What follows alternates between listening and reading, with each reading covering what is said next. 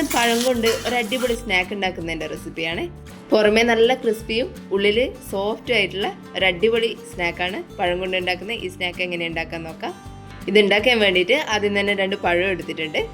ഒരു മീഡിയം പഴുപ്പുള്ള പഴമാണ് എടുത്തിട്ടുള്ളത്.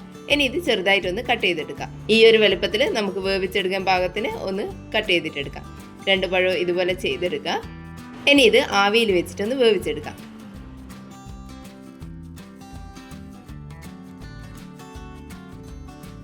നമ്മൾ മുറിച്ച് വെച്ചിട്ടുള്ള പഴം മുഴുവൻ ഇതുപോലെ വെച്ചതിന് ശേഷം അടച്ചു വെച്ചിട്ട് ആവിയിൽ ഒരു 20 മിനിറ്റ് നേരം വേവിച്ചെടുക്കാം. അധികം പഴുത്തിട്ടുള്ള പഴം എടുക്കുന്ന സമയത്ത് ഇതുപോലെ ആവിയിൽ വേവിച്ച് കഴിഞ്ഞാൽ കൂടുതൽ സോഫ്റ്റ് ആയി പോകും. അപ്പം നമുക്ക് കുഴച്ചെടുക്കാനുള്ള ബുദ്ധിമുട്ടായിരിക്കും. അതുകൊണ്ട് ഒരു മീഡിയം പഴുപ്പുള്ള പഴം മാത്രം ഇതിന് വേണ്ടിയിട്ട് എടുക്കാൻ നോക്കുക. ഇനി ഇതൊന്ന് ചൂടാറാൻ വേണ്ടിയിട്ട് മാറ്റി വെക്കാം. ഇനി ഒരു പാത്രത്തിലേക്ക് 1 കപ്പ് പൊടിച്ച ശർക്കര ചേർത്ത് കൊടുക്കുക. ഇതൊരു 3 അച്ച് ശർക്കരയാണ് എടുത്തിട്ടുള്ളത്. അതൊന്ന് പൊടിച്ചെടുത്തിട്ടുണ്ട്. ഇനി ഇതിലേക്ക് ഒരു 1/4 കപ്പ് അളവിൽ വെള്ളം കൂടി ഒഴിച്ചു കൊടുക്കാം. ഒരു മീഡിയം ഫ്ലെയിമിൽ വെച്ചിട്ട് ഈ ശർക്കര ഒന്ന് ഉരുക്കിയെടുക്കാം. ശർക്കരയെല്ലാം നന്നായിട്ട് മെൽറ്റായിട്ട് വന്നു കഴിഞ്ഞാൽ ഇതൊന്ന് അരിച്ചെടുക്കാം. ശർക്കരയിൽ എന്തെങ്കിലും പുളിയോ പൊടിയോ ഉണ്ടെങ്കിൽ അതൊന്ന് പോകാൻ വേണ്ടിയിട്ട് അരിച്ചെടുത്തതിന് ശേഷം അതേ പാത്രത്തിലേക്ക് ഒന്നുകൂടി ഒഴിച്ചു കൊടുക്കാം.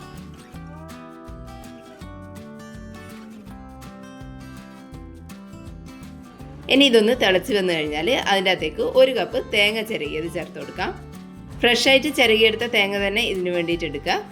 ഇനി ഇതിൻ്റെ അകത്തേക്ക് ഒരു 1/2 ടീസ്പൂൺ ഏലക്കാപ്പൊടിയും ഒരു നുള്ള് ഉപ്പും കൂടി ഇട്ട് കൊടുക്കാം. മധുരം ഒന്ന് ബാലൻസ് ചെയ്യാൻ വേണ്ടിയിട്ട് മാത്രം. ഇനി ഇതെല്ലാം കൂടി നന്നായിട്ടൊന്ന് മിക്സ് ചെയ്തെടുത്തതിന് ശേഷം ഒന്ന് കുറുക്കിയെടുക്കാം. ശർക്കരയിലുള്ള വെള്ളമെല്ലാം ഒന്ന് വറ്റി ഇതൊന്ന് കുറുകി വരുന്നവരെ ഇതുപോലെ ഒന്ന് മിക്സ് ചെയ്ത് കൊടുക്കുക. നമ്മൾ ഇലയടയെല്ലാം ചെയ്തെടുക്കുന്ന സമയത്ത് ഫില്ലിങ് വെക്കുന്ന അതേ ഒരു പരുവത്തിൽ വേണം ഇതും ഒന്ന് കുറുക്കിയെടുക്കാൻ വേണ്ടിയിട്ട്. ഇതുപോലെ നന്നായിട്ടൊന്ന് കുറുക്കിയെടുത്തിട്ടുണ്ട്. ഇനി ഇതൊന്ന് മാറ്റി വെക്കാം. ഇനി നമ്മൾ വേവിച്ച് വെച്ചിട്ടുള്ള പഴം നന്നായിട്ടൊന്ന് ഉടച്ചെടുക്കാം. ഈ പഴത്തിൻ്റെ ഉള്ളിലുള്ള കറുപ്പെല്ലാം കളയണമെന്ന് നിർബന്ധമൊന്നുമില്ല. വേണമെങ്കിൽ അങ്ങനെ കറുപ്പെല്ലാം കളഞ്ഞതിന് ശേഷം ഇതുപോലെ ഒന്ന് ഉടച്ചെടുക്കാം. എല്ലാം ഉടച്ചെടുത്തതിന് ശേഷം കൈ വെച്ചിട്ട് തന്നെ നന്നായിട്ടൊന്ന് കുഴച്ചെടുക്കാം. പഴം നല്ല സോഫ്റ്റ് ആവുന്നവരെ ഇതുപോലെ ഒന്ന് കുഴച്ചെടുക്കാം. കുറച്ച് ചൂടോടുകൂടി തന്നെ ഇതുപോലെ ഒന്ന് ചെയ്തെടുക്കാം. അധികം തണുക്കാൻ വേണ്ടിയിട്ട് വെയിറ്റ് ചെയ്യേണ്ട ആവശ്യമൊന്നുമില്ല. ഇനി നമ്മൾ കുഴച്ച് വെച്ചിട്ടുള്ള പഴത്തിൻ്റെ അകത്തുനിന്ന് കുറച്ച് ഇതുപോലെ എടുക്കാം.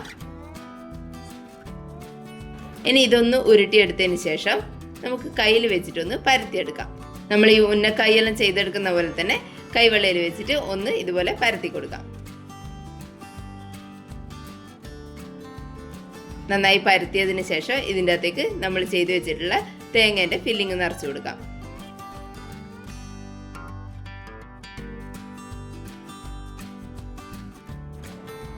ഇനി ഇതൊന്ന് ഉരുട്ടിയെടുക്കാം. ഇതുപോലെ നമ്മൾ ഉന്നക്കായെല്ലാം ചെയ്തെടുക്കുന്ന പോലെ തന്നെ ഇതുപോലെ ഒന്ന് ഉരുട്ടിയെടുക്കാം. ഉന്നക്കായിൻ്റെ ഷേപ്പ് പോലെ അല്ലാണ്ട് 2 ഭാഗവും ഒന്ന് കൈ വെച്ചിട്ട് പ്രസ് ചെയ്ത് കൊടുക്കുക. എന്നിട്ടൊന്ന് ഉരുട്ടിയെടുക്കുക. നമ്മൾ ചിക്കൻ റോളെല്ലാം ചെയ്തെടുക്കുന്ന പോലെ ഇതൊന്ന് ഇതുപോലെ എല്ലാ സൈഡും ഒരേപോലെ ഉരുട്ടിയെടുക്കാം. ഇതുപോലെ ബാക്കിയുള്ളതും കൂടി ചെയ്തെടുക്കാം. നമ്മൾ എടുത്തിട്ടുള്ള 2 പഴം കൊണ്ട് ഇതുപോലത്തെ 5 എണ്ണം വരെ ചെയ്തെടുക്കാൻ പറ്റും. ഇനി ഒരു പാത്രത്തിൽ ഒരു കോഴിമുട്ട ഇതുപോലെ എടുത്തിട്ടുണ്ട്. നന്നായിട്ടൊന്ന് ബീറ്റ് ചെയ്തെടുക്കാം. ഈ ഒരു 5 എണ്ണം ചെയ്തെടുക്കാൻ ഒരു മുട്ട തന്നെ മതിയാവും. മുട്ട നന്നായിട്ട് ബീറ്റ് ചെയ്തെടുത്തതിന് ശേഷം ഒന്ന് മാറ്റി വെക്കുക. ഇനി ഒരു പാത്രത്തിൽ കുറച്ച് ബ്രെഡ് ക്രംസും കൂടി എടുത്തിട്ടുണ്ട്.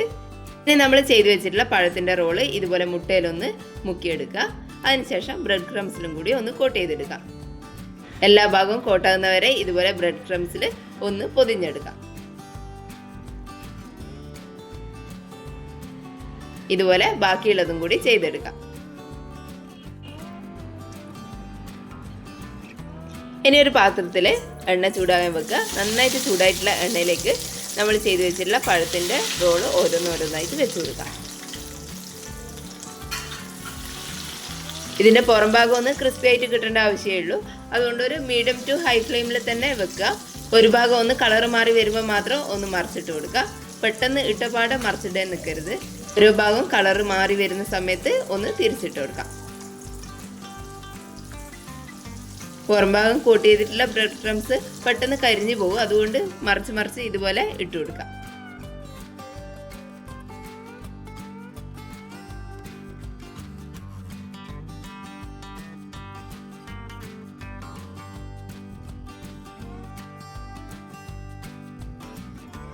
എല്ലാ ഭാഗവും ഒരുപോലെ കളർ മാറി വരുന്ന സമയത്ത് ഇത് എണ്ണേൻ്റെ അകത്തുനിന്ന് കോരി മാറ്റാം.